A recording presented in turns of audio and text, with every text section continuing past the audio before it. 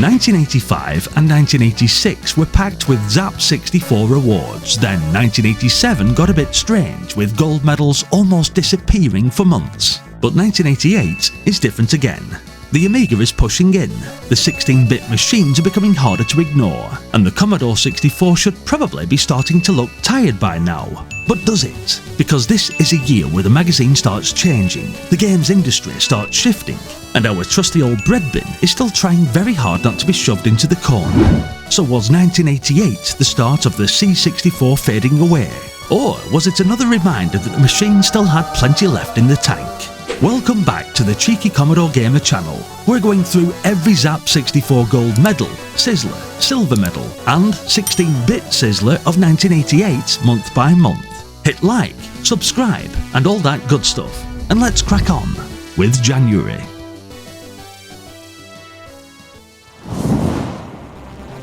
January starts with Combat School, Ocean's conversion of Konami's arcade game, and basic military training for your wrist unless you've discovered Playboy by then. This was another joystick murderer. In our house, joysticks didn't wear out naturally, they were gradually finished off by games like Daley Thompson's Decathlon. This, and anything else that thought frantic waggling was a design feature. Zzap liked how much of the arcade game survived the move to the C64, and it kicked off the year with a Sizzler and 91%. I also had this on the Blaze Out compilation with the Cheetah Defender light gun, although that only included the shooting section, so not quite the full wrist snapping experience. Strong start then, just don't use your best joystick.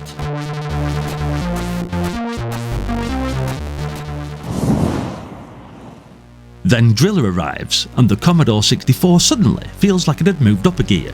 This was the first Freescape game, giving us a filled 3D world, puzzles, buildings, drilling points, and a moon with a gas problem that sounds like it needed better health and safety. At the time, this must have felt like the future. Today, that future moves at about 3 frames a week, so I may speed bits up unless we all want to age visibly. Zzap were seriously impressed, giving it a Sizzler and 96%. It is slow now, no getting away from that, but with the moody Matt Gray soundtrack and that ambitious 3D world, Driller remains a fascinating technical showcase. Tetris barely needs explaining. Blocks fall, you rotate them, clear lines, and somehow your tea's gone cold and nobody has seen you for 3 hours. The funny thing is, when most of us think of Tetris now, we probably picture someone's mate's Game Boy being passed around.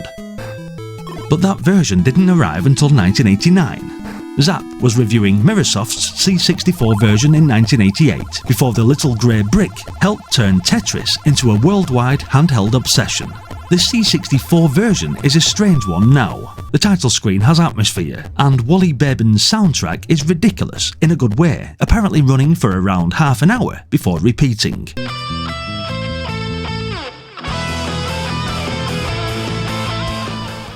Okay then.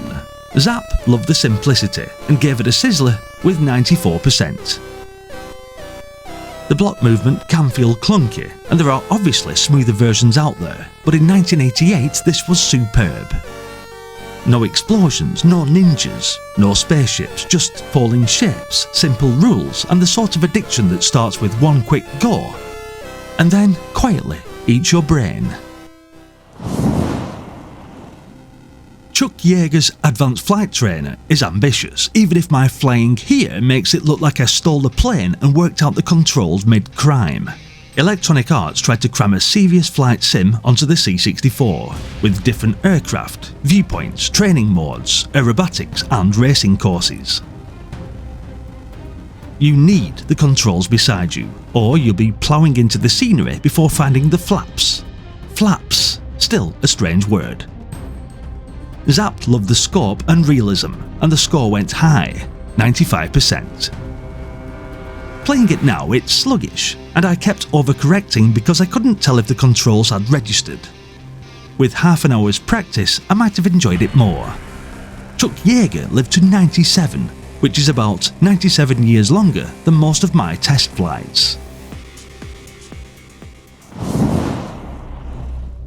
Battles in Normandy is another strategic studies group wargame, and if you watch the 1987 video this will look very familiar. Last time we had Russia, the Great War in the East, and this is from the same mould. Menus, hexes, orders, objectives, and a manual that probably needs its own bookmark. Zzap praised the depth and authenticity, and it just sneaks into Sizzler territory with 90%. I'll keep it short because these SSG games look very similar on the surface. If you liked Russia and Normandy interests you, this was probably your thing. Not my first pick over Buggy Boy, but Armchair Generals had plenty to chew on. Cosmic Causeway is the sequel to Trailblazer, and this is definitely the more developed game of the two. You're still blasting along a checkered 3D course as a ball, avoiding holes, hazards and questionable decisions, but now there are different landscapes, power-ups and dragon-shooting sections to break things up. It moves fast, looks impressive, and for a while it's very addictive.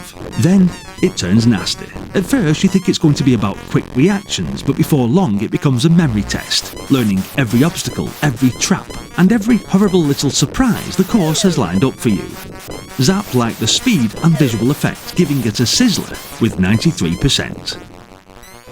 A stylish Sean Southern showcase then, which is never easy to say. Skate or Die was EA taking the multi-event sports formula and giving it scruffy skateboard attitude instead of another pair of Olympic shorts. You've got the skate shop hub, downhill races, freestyle ramp, high jump, and pool joust, which is two lads on skateboards trying to batter each other with sticks. Naturally, that's one of the best bits. It looks great. Rob Hubbard's music is an absolute banger, and it's better with a mate sat beside you shouting abuse while they faceplant into a fence. Zzap liked the presentation, animation, music and variety, giving it a Sizzler with 92%. Some events are stronger than others, but it still has bags of 1980s character, and no doubt it will be among a few of your favourites. Risk. Rapid, Intercept, Seek and Kill is not the board game, thankfully, because January had enough games with rulebooks already. This one is more like a Defender-style shooter with a strategy layer bolted on. You clear sectors, rescue scientists, collect parts, and upgrade your ship from a flying wardrobe into something slightly less embarrassing. I don't know why I always say wardrobe, but it's the only thing I can think of to describe it. There's a clever idea under it all, and visually it's decent, but the difficulty curve is steep. Miss a landing pad or fail to rescue the right boffin, and the planet may as well start packing. Zzap liked the graphics, add-on system, and long-term challenge, giving it 90%.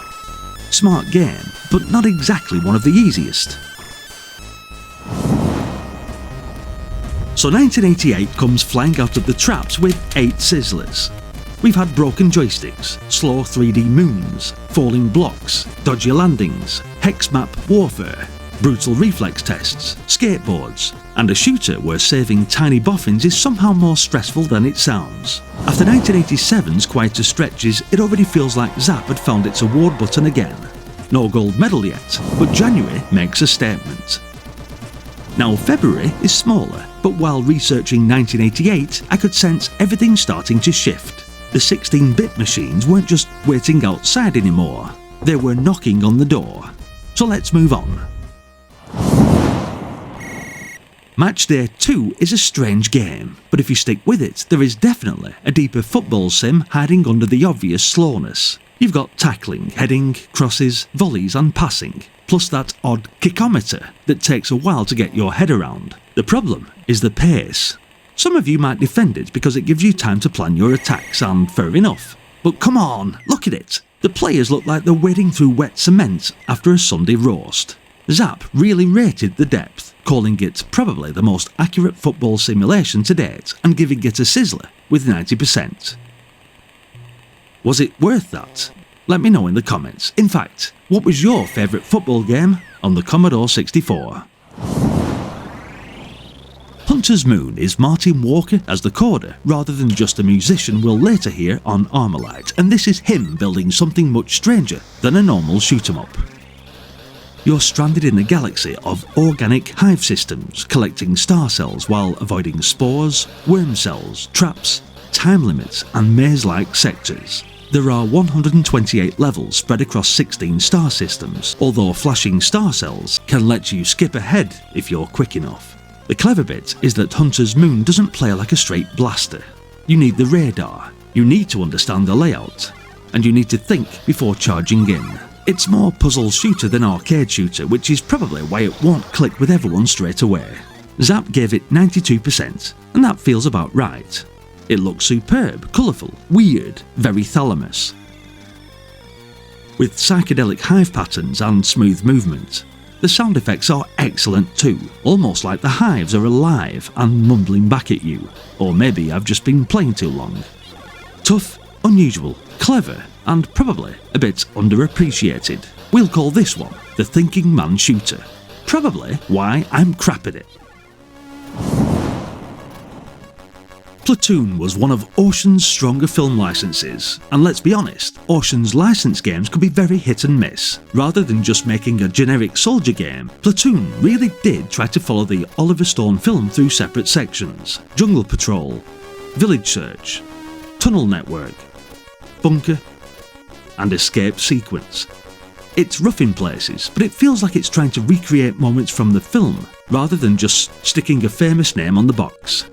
I had this one on the Blaze Out compilation too, so I remember it well, mainly for the shooting sections in the tunnel. Zzap praised the atmosphere, graphics, music and structure, giving it a Sizzler with 94%. The first jungle section can have you wandering around for ages, which was frustrating. I personally let the war effort down on several occasions by getting lost. But it's memorable, and definitely one of Ocean's better attempts at turning a big film into an actual C64 game.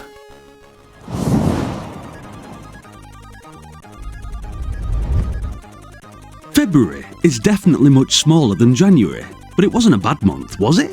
We had Match Day 2, a more thoughtful football affair. Hunter's Moon, proving that a shooter could also make your brain hurt. And Platoon giving us one of Ocean's better film licenses, assuming you could survive the jungle without wandering around like a confused extra. Only 3 Sizzlers, but a lot of variety. And after 2 months of strong scores but no gold medal, March finally changes that. Zzap's first gold medal of 1988 is about to arrive. And unsurprisingly, it comes from a company that never seemed happy unless the box included a manual thick enough to stop a door. So let's move into March. March finally gives us the first gold medal of 1988, and it goes to Project Stealth Fighter. I cover this in more detail in its own video on the channel, but this was Microprose doing what Microprose did best. Huge manual, keyboard overlays, maps, cockpit displays, stealth ratings, and enough military detail to make you feel underqualified before you've even taken off. It's intimidating at first, especially if you haven't got the controls handy, but once you get past that, you can see why sim fans still talk about it with respect. Zzap loved the depth, atmosphere and sheer amounts packed into it, giving it a year's first gold medal with 96%. This is the sort of game that needs manual revision, planning ahead and at least some vague confidence that you know which button launches a missile and which one ejects you into the heavens. February is another 1988 film license trying to prove these things didn't always have to be complete rubbish. Published by Activision, it has a slightly messy backstory with Software Studios and System 3, both attached to the wider computer versions. So before you even get to Dutch, the Jungle and the Invisible Alien, you've already got a very 1980s licensing trail to pick through. To its credit, a bit like Platoon, the game does follow the film more than you might expect. Jungle sections, Dutch trudging through hostile terrain, weapons to collect, the predator tracking you, and that final one-on-one showdown everyone remembers. Zzap liked the atmosphere, visuals and movie structure, and it earned a Sizzler with 90%. I'm more mixed on it now though, it looks good, come on. The jungle has a decent sense of threat, and the Arnie sprite has that chunky C64 action hero presence, but the action can be awkward, repetitive, and painfully unforgiving. Then there's the infamous log business at the end, with some versions making the final battle even more annoying than it needed to be. Not bad, and definitely one of the better film tie-ins of the period. Given the choice though, I'd still rather watch the film with a few beers.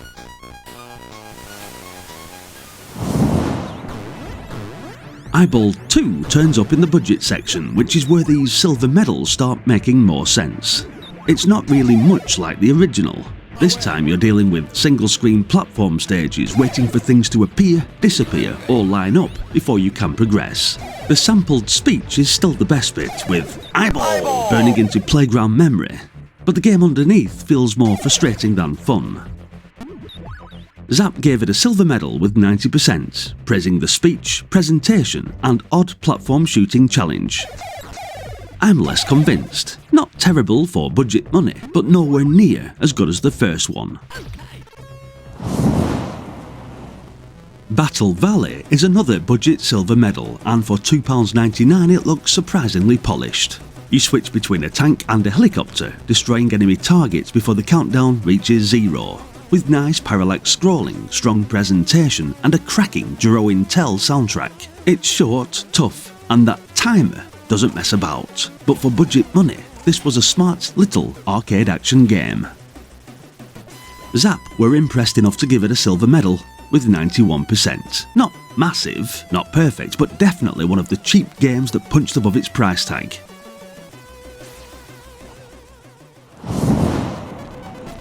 Zybex is the standout of the March budget section, and honestly, this doesn't feel like a cheap release. It's a 1 or 2 player horizontal shooter with 16 worlds, colourful backdrops, automatic firing, and the fire button used to swap weapons instead, which is a clever twist, once your brain stops trying to hammer the button anyway. It's tough, and the bullets can be hard to see, but for £2.99 this was excellent value.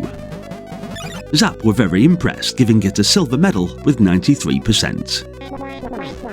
A cracking budget shooter, and probably better than quite a few full-price games pretending to be bigger than they were.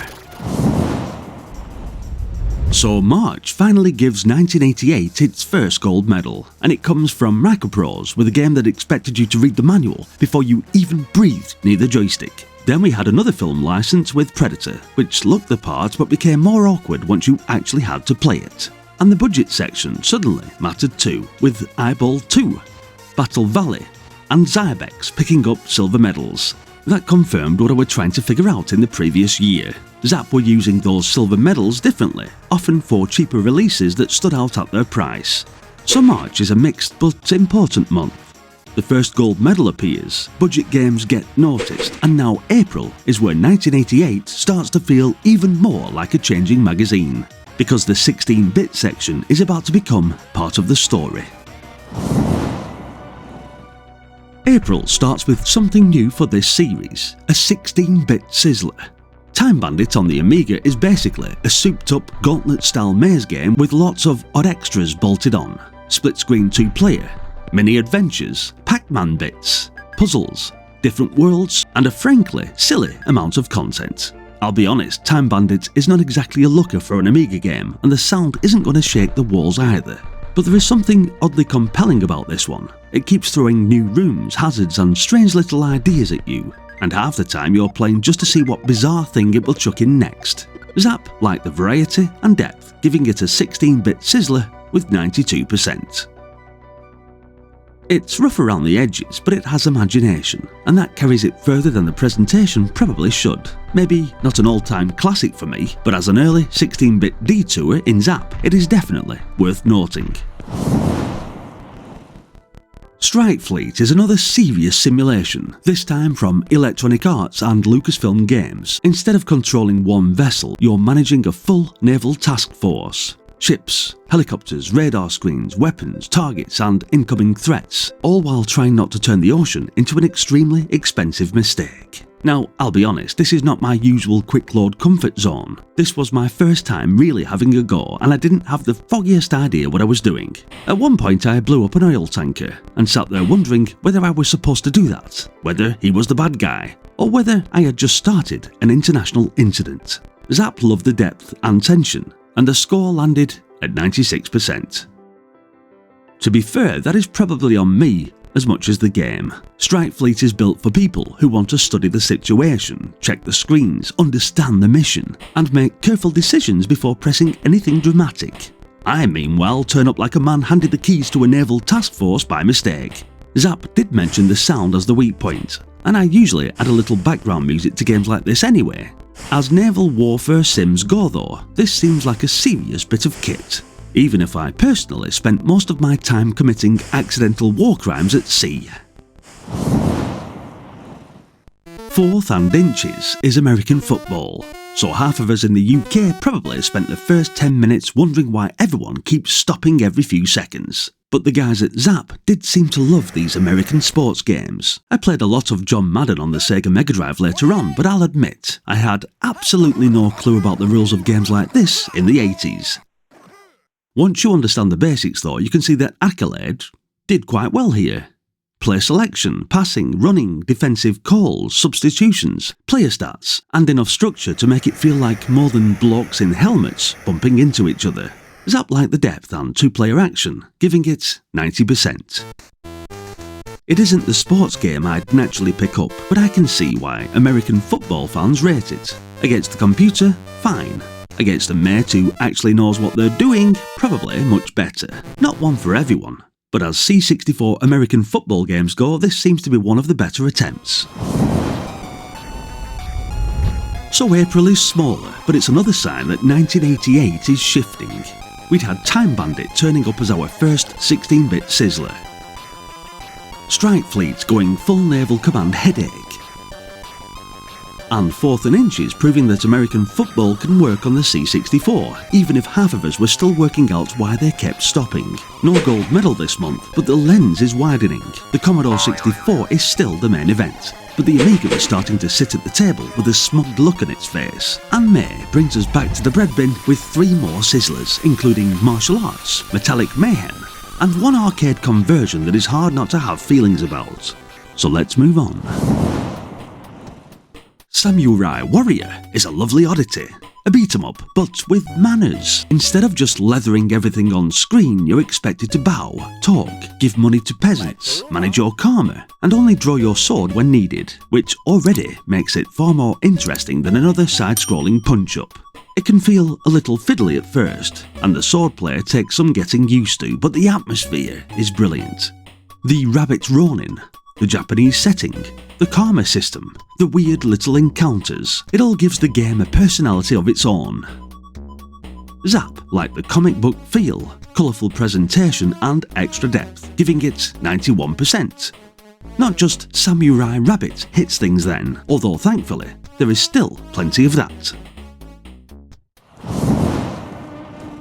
Cybernoid is Hewson doing what Hewson were very good at by this point, making Commodore 64 games look awesome. It's a flick-screen shooter where you're recovering stolen cargo from space pirates, but it's not just hold fire and hope. You've got bombs, bouncers, shields, mines and other weapons, and each screen feels like a nasty little puzzle with bullets attached. It looks superb, and Jero Intel's music is doing a lot of damage in the best possible way. But it is hard. Really hard. The kind of hard where one tiny mistake makes you wonder whether the game hates you personally. Check out my full review on the channel and you'll see what I mean. Zzap praised the graphics, atmosphere, weapons and challenge, giving it 93%. As a polished C64 shooter, it's very impressive, even if it occasionally feels like it was designed by someone who wanted me to suffer.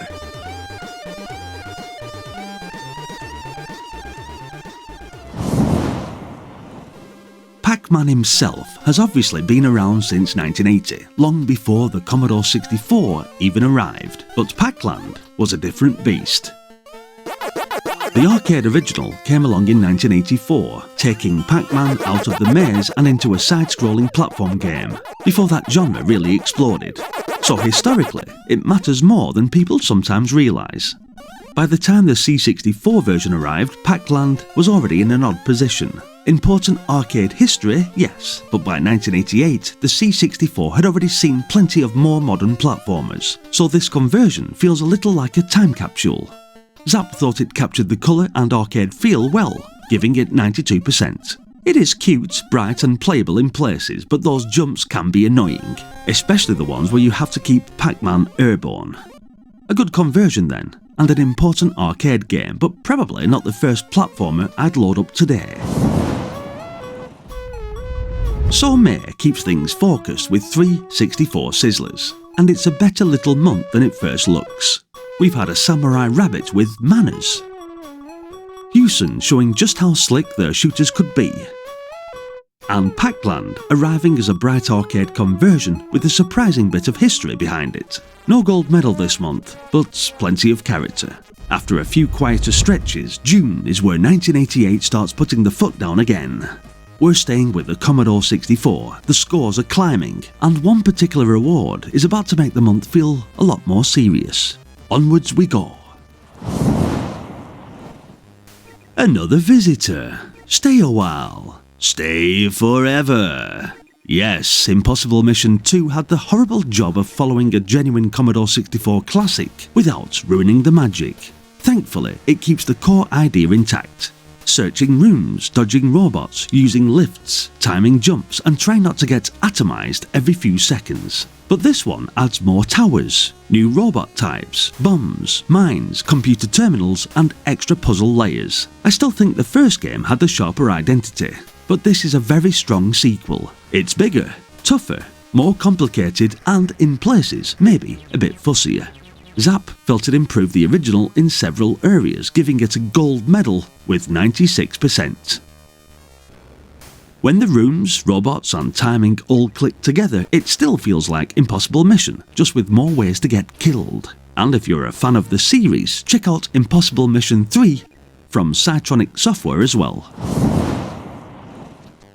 Alien Syndrome was a Sega arcade conversion, and this is basically run around, rescue everyone, shoot horrible alien things, then panic when the siren starts screaming at you.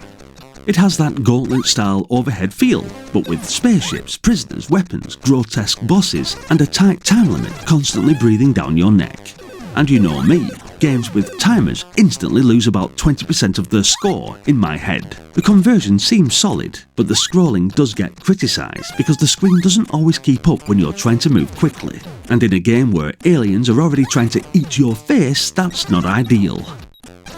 Zzap liked the atmosphere, graphics, 2-player option and co-op feel, giving it 90%. Still, as arcade conversions go, this is strong stuff. Tense, ugly in the right way, and much better with 2 players shouting at each other. Also, quick one for the Impossible Mission fans. Do you prefer the first game, or do you think the sequel deserved that gold medal? Train Robbers is another budget oddity, and this one feels deliberately old-fashioned. You're Cactus Pete, robbing trains in a little sequence of minigames, catching the train on horseback, climbing aboard, dodging tunnels, opening safes, and trying not to get clobbered by everything on wheels. It looks blocky, and nobody's pretending this is technical wizardry, but it is good fun. The deaths are daft, the idea is different, and for £1.99 you can see why people warm to it. Zzap gave it a surprising silver medal with 90%, mainly for being simple, silly, and strangely addictive. Not deep, not polished, but a daft little budget game with enough personality to get away with it. Draconus is another budget game that looks pretty good indeed.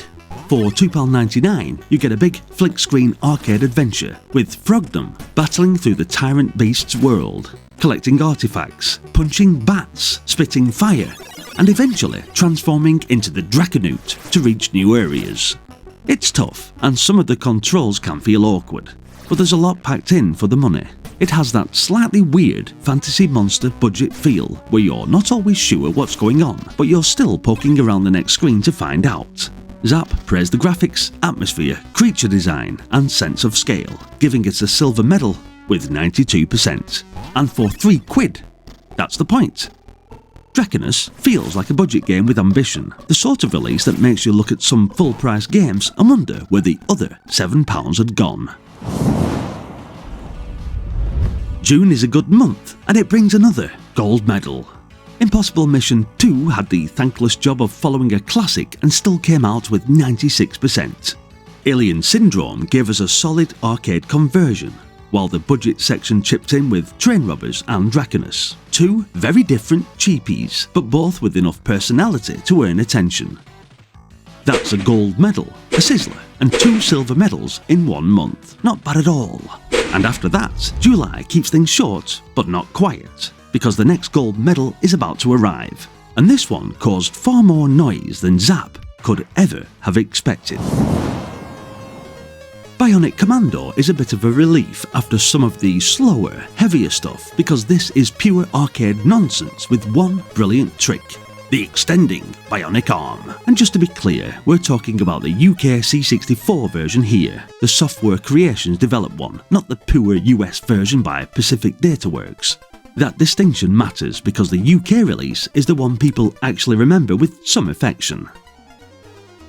You run, shoot, swing across gaps, grab platforms, dodge enemies, and try to make the arm behave itself before dropping like a sack of spanners. Graphically, it's not the prettiest game of 1988, but it moves well, and the bionic arm gives it a different feel from a normal platform shooter.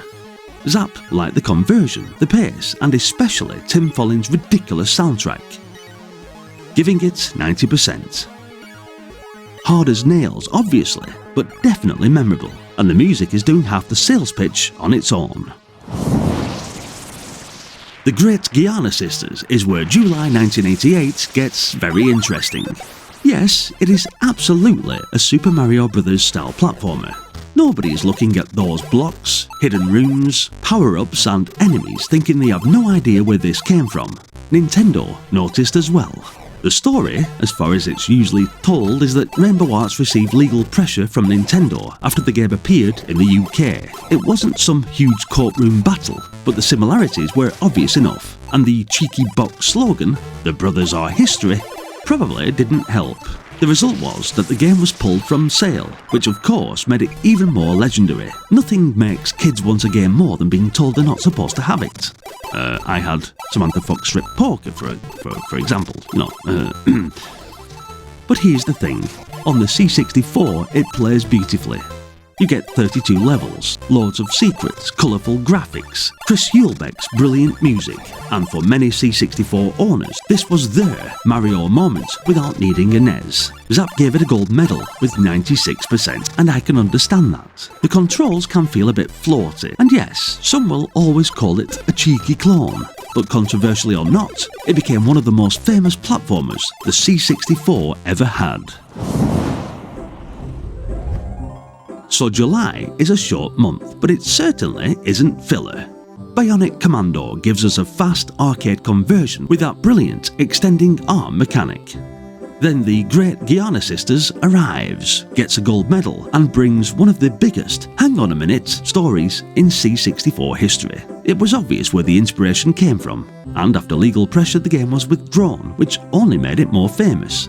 So from just 2 games, July gives us a Sizzler, a gold medal, a cracking Tim Follin soundtrack, and one of the most talked about platformers the machine ever had. Not a huge month then, but definitely an important one. And August is where things get much busier. More rewards, bigger scores, more big name releases, and a month where Zzap seems far more willing to start handing out medals again. So let's continue. August starts with a bit of magazine housekeeping first, because Jaz Rignall had now left Zzap after 39 issues, with Gordon Houghton stepping in. This issue really does feel like a small changing of the guard moment. And then Barbarian 2 turns up with a gold medal. This isn't just more of one-on-one head chopping like the first game.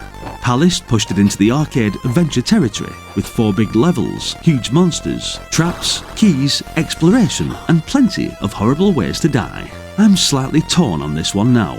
It looks superb, and some of the death animations are still brilliantly nasty, but the combat can feel stiff, and the maze-like wandering will annoy some people. Zzap loved the grotesque humour, chunky animation, and fantastic atmosphere, giving it a gold medal with 96%. As a barbaric C64 spectacle, it definitely knew how to make an entrance, usually by biting your head off. Hawkeye is where August gets a bit awkward, depending on which perspective you look at it, because this was a Thalamus game, and Thalamus had that close Newsfield Zzap connection. So the 96% gold medal has always had a cloud of, was that score a bit generous, hanging over it. Presentation-wise though, it's hard to argue. The loader, Mix-E-Load, Duro Intel soundtrack, parallax scrolling, colourful backdrops, and slick packaging all scream high-end C64. As a game, I'm more split.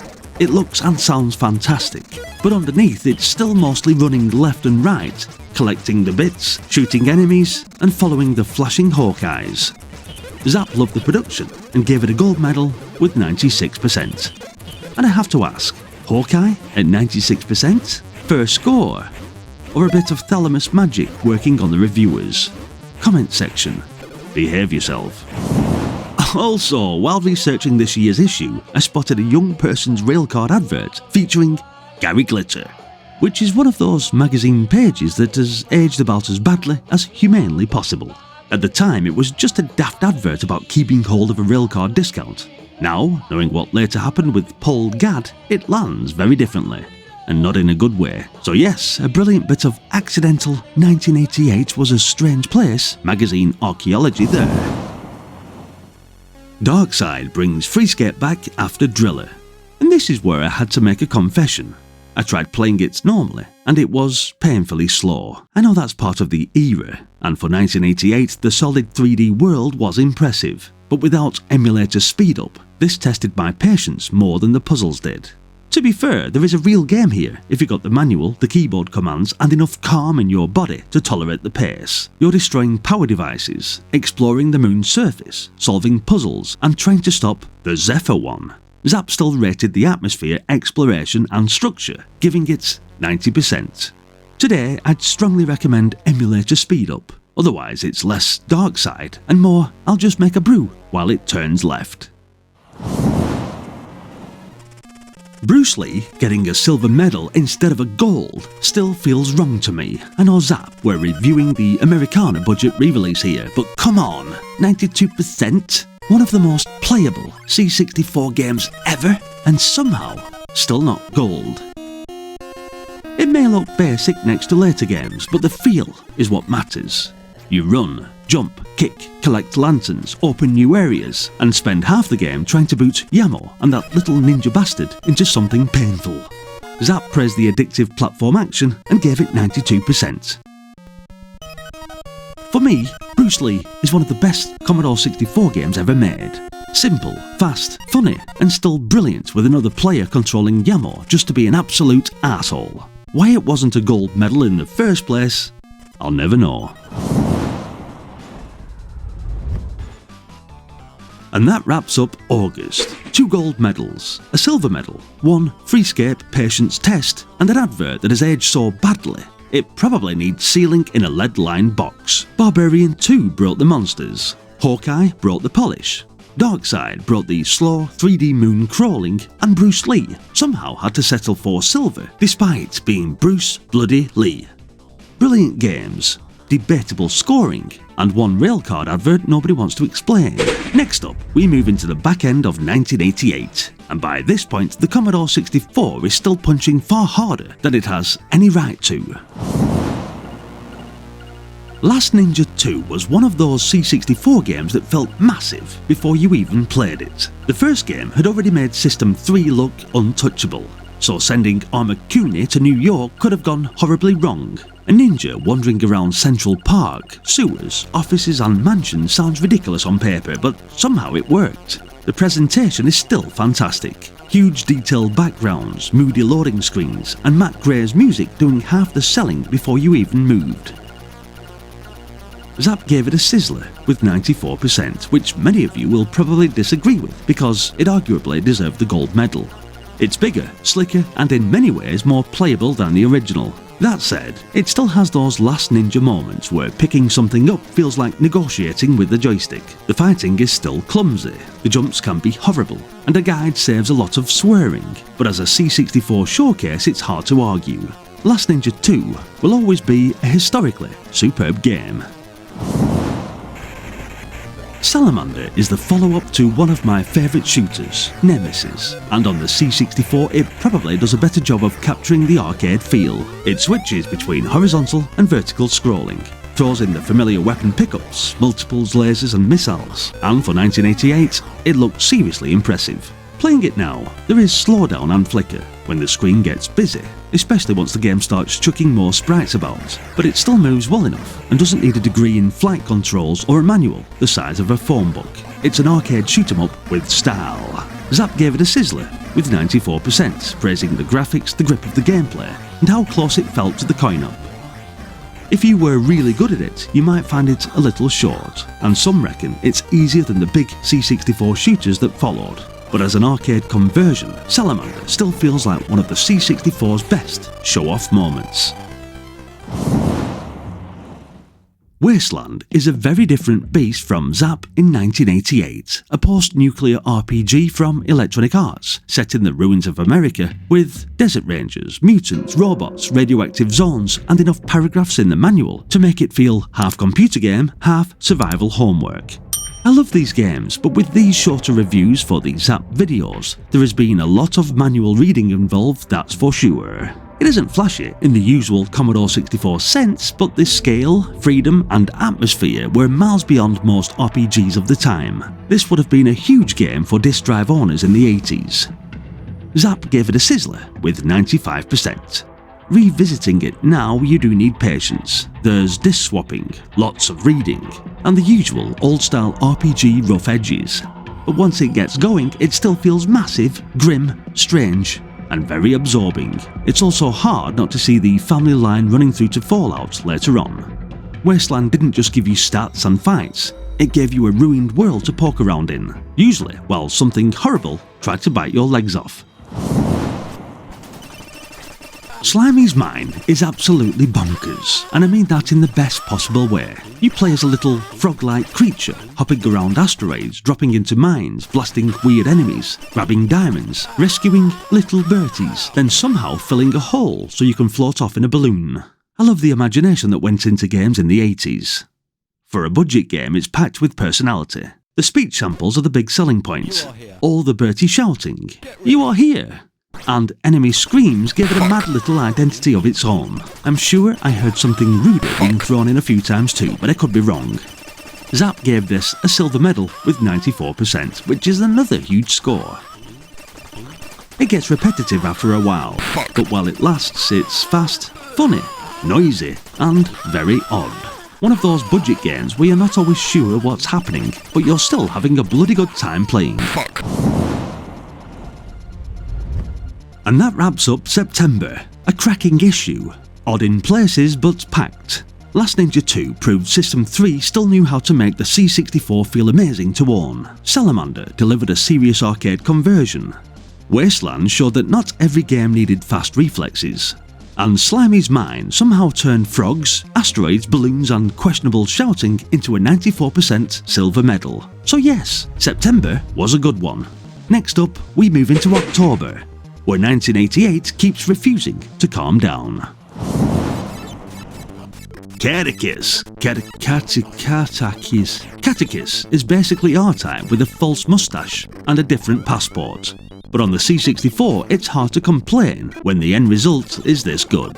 It looks superb, it moves well, the levels have loads going on, and Chris Hulbeck's music gives the whole thing that big Rainbow Arts confidence. You've got the familiar drone-style weapon, chunky alien design, big set-piece bosses, and enough firepower to make the screen look busy without falling apart. The funny bit is that Katakis caused legal bother for being a bit too close to R-Type, and then Manfred Trenz and Andreas Escher ended up doing the official C64 R-Type conversion anyway afterwards. Zzap gave it a Sizzler with 93%. Personally, I'd rather play Katakis. It's tough, yes, and the ship can feel a bit bulky, but this is still one of the C64's strongest horizontal shooters. Decisive Battles of the American Civil War, Volume 2 is another Strategic Studies Group war game. We've already covered battles in Normandy, and if you watch my previous Zzap video and remember Russia, the Great War in the East, you already know the general drill. Different war, different maps, same sort of menus, rulebook, planning, objectives. and enough text to make your C64 look like it's applying for a history degree. For strategy fans, I'm sure this deserved its place, and Zzap gave it 90%. For me, it's another game I admire from a safe distance. Also, probably start with Volume 1, because there were 3 of these things. Of course there were. Boogie Boy on the Amiga is a strong conversion, but I've got to be honest, I still have a real soft spot for the C64 version from last year's video. The Amiga version keeps the same arcade feel. Wide roads, split routes, flags, logs, rocks, tunnels, and that constant feeling of trying to grab bonus points without wrapping your buggy around an obstacle. It looks sharper, moves nicely, and plays well, but it doesn't feel like a massive leap over the C64 version, which says more about how good the C64 game was than anything else. Zzap gave it a 16-bit Sizzler with 92%. Still, Boogie Boy is Boogie Boy. Simple, daft, addictive racing, and still very fun to play. Carrier Command is another one of those Amiga strategy games that looks intimidating before you've even worked out which icon does what. You're in charge of a futuristic aircraft carrier, sending out Manta fighters, launching walrus amphibious vehicles, grabbing islands, defending your network, and generally trying to look like you know what you're doing while the enemy obliterates you. For an early Amiga strategy game in 1988, you can see the pull. It mixes planning, action, resource management, and a bit of why is everything on fire panic rather well.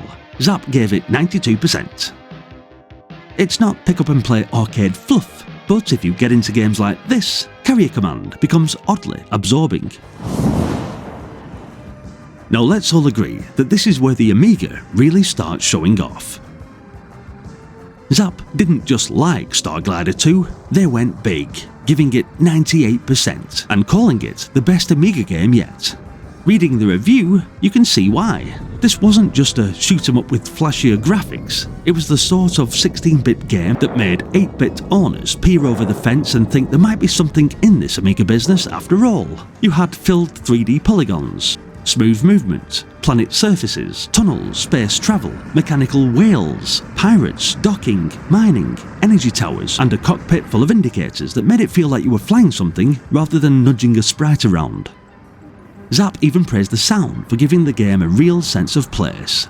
The packaging helped too, a James Follett novella, guide material, poster, and even an audio cassette with Dave Lowe's theme. In true late 80s Firebird style, here's a game, a book, a soundtrack, and possibly some homework. It does need saying though, Starglider 2 is not a game you casually load up for 5 minutes. You need to read, learn, explore, and have some clue what you're doing. Otherwise you'll just drift around the solar system admiring the scenery and getting shot at. But as an Amiga showcase in 1988, this was seriously impressive. Ambitious, atmospheric, technically bold, and exactly the kind of game that made the machine feel like the future had already arrived.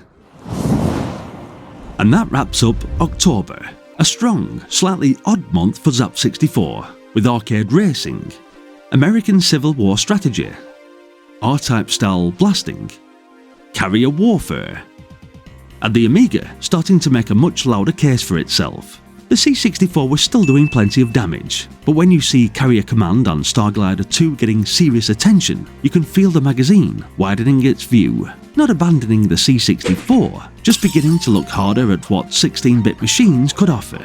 And that leads into November, where the change becomes even more noticeable. As you can see from this issue, Jaz Rignall had left after 39 issues, and that matters. He was a huge part of Zzap 64's early voice, humour, and attitude. So even before the reviews begin, this already feels like a magazine entering a new phase. The C64 is still alive and still picking up big scores, but the Amiga is no longer waiting quietly in the corner. It's getting more pages, more reviews, and Zzap 64 is starting to reflect that shift. We already had Cybernoid back in May, and by November, Hewson were back with the sequel. Cybernoid 2 is basically more of everything. More weapons, more colour, more explosions, and more horrible little ways to die when you thought you were doing quite well. It looks more expensive than the first game, and there's no denying the presentation is excellent. The screens are busier, the explosions are bigger, and the Jaro Intel soundtrack is still a big part of why people remember it. Zzap praised the graphics, weapon variety and music, giving it 91%. But bloody hell, it's hard. This isn't a normal shooter where you just fly in and start blasting. It's more like a precision puzzle game with a spaceship in it. Every screen needs learning, every movement matters, and one daft nudge can ruin you. I respect it massively, and it's a strong sequel, but this is definitely one where using a trainer doesn't feel like cheating. It feels like common sense. By November, the C64 shoot-'em-up scene was getting ridiculous. We'd already had Salamander, Katakis had arrived, R-Type was looming, and everyone had their own opinion on which horizontal blaster ruled the machine. Then, Armalyte turned up to make the argument even harder. Thalamus billed it as the follow-up to Delta, although it was made by a different team. And this feels colder, sharper, and more controlled. It is worth mentioning the Newsville connection here again. Thalamus was tied to Newsville, the same publishing group behind Zzap 64, so whenever a Thalamus game gets a massive score, people are always going to raise an eyebrow. I'm not saying anything dodgy happened, just that the link is part of the story. That said, Armalyte doesn't need much defending. The game itself is a monster. Huge alien craft, detailed backdrops, lords moving around, and that hard, metallic sci-fi look that makes the whole thing feel expensive. Zzap gave it a gold medal with 97%, and even if you want to argue the exact number, this is still one of the C64's defining shoot-'em-ups. Martin Walker's music and effects give it extra weight too, but the real strength is how it plays. The weapon system makes you think about what you're collecting and when to upgrade, rather than grabbing everything and hoping for the best. And then there's the 2-player mode, where you can work together brilliantly, or shove your mate into the scenery and pretend it was an accident. Difficult? Absolutely. But this is Thalamus showing the C64 still had serious bites. After all the spaceships, mutants and ridiculous shoot-'em-ups, November also gives us something more grounded. Emlyn Hughes' International Soccer. Zzap called it the best football simulation available on the C64. And this wasn't just tiny blokes chasing a dot around a green rug. You had cups, leagues, seasons, friendlies, team editing, player skills, different kits, pitch colours, ball controls, practice options, and enough menus to make you feel like you'd accidentally joined the FA. It doesn't look spectacular, and the sound is mostly crowd noise, with the odd air horn thrown in, but the football itself had depth. Passing, heading, chips, volleys, back heels, sliding tackles. It's trying to feel like an actual match rather than a frantic playground kick-around. Zzap gave it 90%. It's deeper, more serious, and probably the stronger football simulation if you wanted something with a bit more meat on it. But personally, I still prefer the incredibly simple International Soccer, probably for nostalgia more than anything else, because it was one of the first cartridge games I ever owned. Sometimes the basic kickabout sticks with you more than the cleverer game. I also really liked Gary Lineker's Superstar Soccer, although Zzap definitely didn't share my enthusiasm there. They reviewed it in the February issue of this same year and only gave it 58%. So what do I know? Yes, Emlyn Hughes is probably the better football game on paper. Not the fastest, not the flashiest, but once you learn the controls, there's a lot packed into this one. StarRay is basically Revenge of Defender, and Zzap treated it as a fast, polished 16-bit take on that old Williams formula. You're still protecting installations, still blasting aliens, and still trying not to lose track of everything against some very busy backdrops. The parallax scrolling and scenery are impressive, and for 1988 it gives the Amiga a decent chance to show off without turning into a tech demo. It's quick, colourful, and easy to get into, even if some enemies and bullets can blend into the background a bit. Zzap gave it a 16-bit Sizzler with 90%. Good, slightly shallow fun, but as Defender variants go, this was a strong one. And that wraps up November, a month where Zzap 64 has one eye on the C64 and the other firmly on the Amiga. On the Commodore 64 it's still a strong issue. Cybernoid 2 brings back Hewson's brutal screen-by-screen punishment. Armalyte lands a massive gold medal. And Emlyn Hughes' International Soccer proves there was still room for a serious football sim between all the aliens and explosions, but the Amiga is getting harder to ignore. StarRay comes in as a 16-bit Sizzler. And while it's basically Defender with shinier shoes, it shows where the magazine's attention is starting to stretch. So November is not the C64 being pushed out. Armalyte alone proves that that would be nonsense, but you can feel Zzap 64 changing shape slightly. Still built around the bread bin, still handing out huge C64 scores, but now making more room for the 16-bit machines. And with the Christmas special coming next, that split becomes even more obvious. Bombuzal is Tony Crowther taking a dead simple idea and making it far more evil than it first looks. You're stuck on a platform full of bombs, and the job is to blow up the lot without taking yourself with them. That sounds easy until the tiles start changing. The bomb sizes matter, and one wrong step leaves you standing there knowing you've completely knackered the screen. You can play it in 2D or the little isometric 3D view. There's a password system, loads of stages, and sampled speech chipping in while you're trying to keep your head together. Zzap loved it, giving it a massive gold medal with 97%. My only issue is the timer. Sometimes with a puzzle game, you want a moment to think, but Bombuzal is there, prodding you along like an impatient teacher. Still, this is a seriously strong C64 puzzler. Cute to look at, horrible when it wants to be, and exactly the sort of brain twister that makes you swear at the screen and then immediately try again. Slayer is another racket budget shoot-em-up, landing right at the time when the C64 blaster scene was getting seriously crowded. We've had Katakis, Armalyte was fresh in everyone's mind, and R-Type was still hanging over everything, so even a £2.99 shooter had to make a good first impression. To be fair, Slayer does. It has a decent metallic sci-fi look, chunky enemies, alien patterns, and enough pace to make it feel like you're getting your money's worth. It's not in the same league as the full-price shooters, but for a budget release, it doesn't embarrass itself. Zzap liked it enough to give it a silver medal with 90%, which is a hefty score for something this cheap. The main issue is length. You get 3 levels, a tough final stretch, and if you finish it, the game just loops back to the start without much fuss. Still, for £3, it's hard to be too harsh. Slayer is short, tough, and not essential, but it's a solid budget blaster, and another reminder that some cheap C64 games were making full-price releases look a bit shit.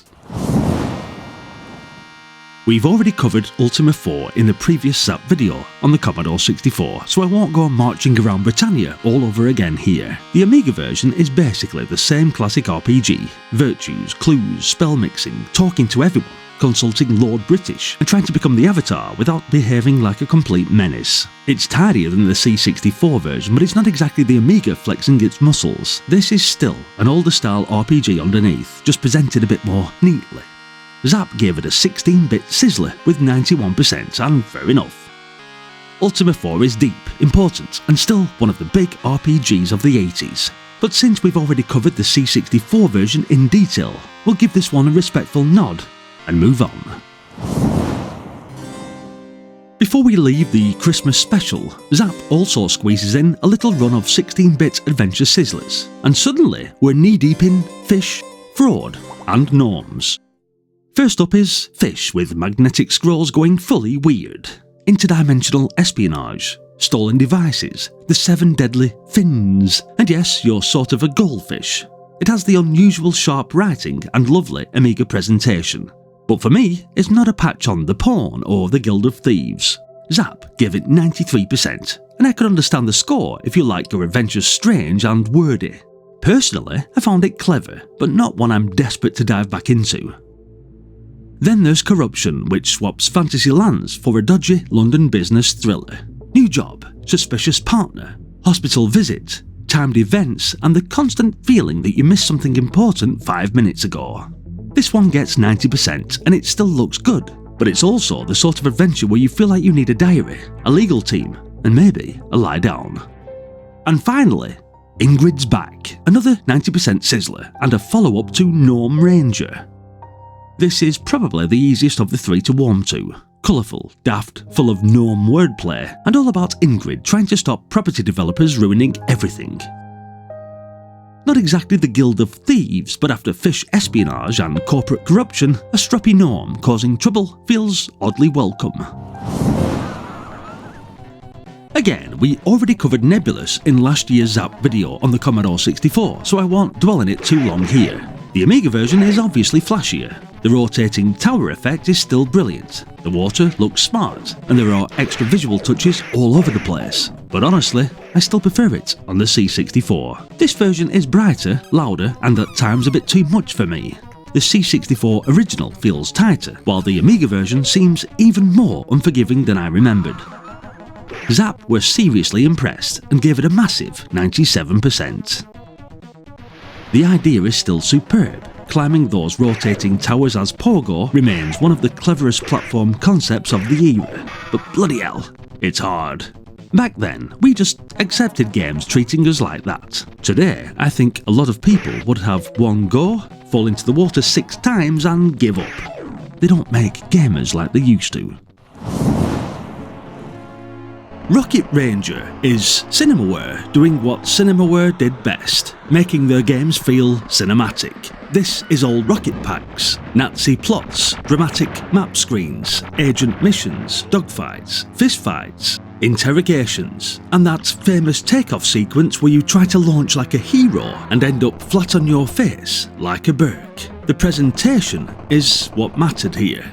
Comic book graphics, strong music, speech, and that old Saturday morning adventure feel help paper over the fact that some of the minigames are fairly simple underneath. Zzap gave it a 16-bit Sizzler with 94%. I've never completed it, and I'm not sure I ever want to look up the easy route, because half of the fun is thinking you might actually crack it this time. Then you run out of fuel, crash, or get battered by the game again. A genuine Amiga showpiece, and probably one of Cinemaware's best. We've already covered Cybernoid on the C64, so I'll keep this brief. The Amiga version looks richer, moves a bit more smoothly, and Zzap felt it was a stronger, more playable take than the C64 original. I'm not quite as sold. Cybernoid has always felt less like a straight shooter and more like a cruel little puzzle game, wearing a spaceship costume. Every screen wants you dead. Every moment has to be judged, and charging in like Rambo with wings gets you nowhere.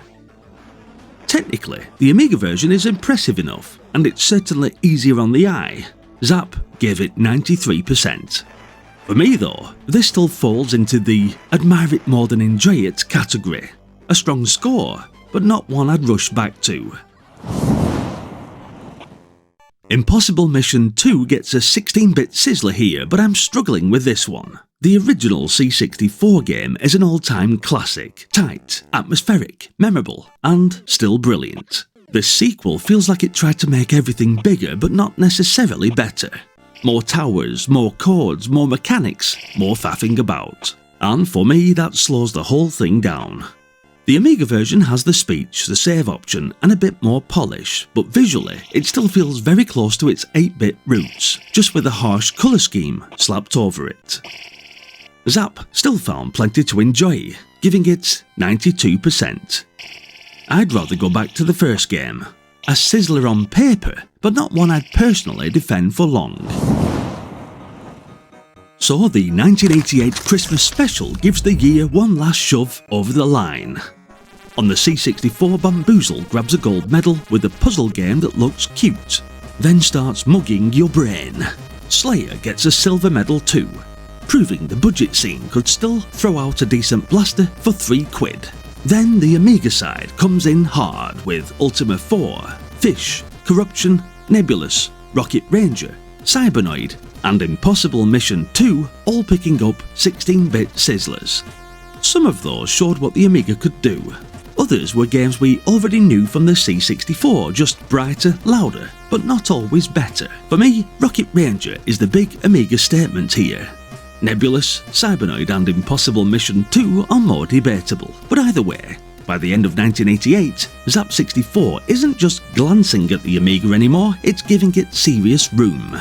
So that was Zzap 64's gold medals, Sizzlers, silver medals, and 16-bit Sizzlers of 1988. Oh, and 16-bit gold medals. And after the Christmas special, the year ends exactly how 1988 felt all the way through. So now, I want to know what you think. Was 1988 stronger than 1987, For me, yes. Was Armalyte the best award decision of 1988? Should Bruce Lee have been given a gold medal? And when the Amiga coverage started growing, were you excited, or did you feel like Zzap 64 was drifting away from the C64? Let me know in the comments. And if you want me to carry on into 1989, put 1989 in the comments, so I know there's enough interest. If you enjoyed this look back at Zzap 64's 1988 awards, please give the video a like, subscribe if you're new, and check out the 1985, 1986 and 1987 episodes as well. Thanks for watching, guys, and hopefully I'll see you all in the next one. Until then, bye for now.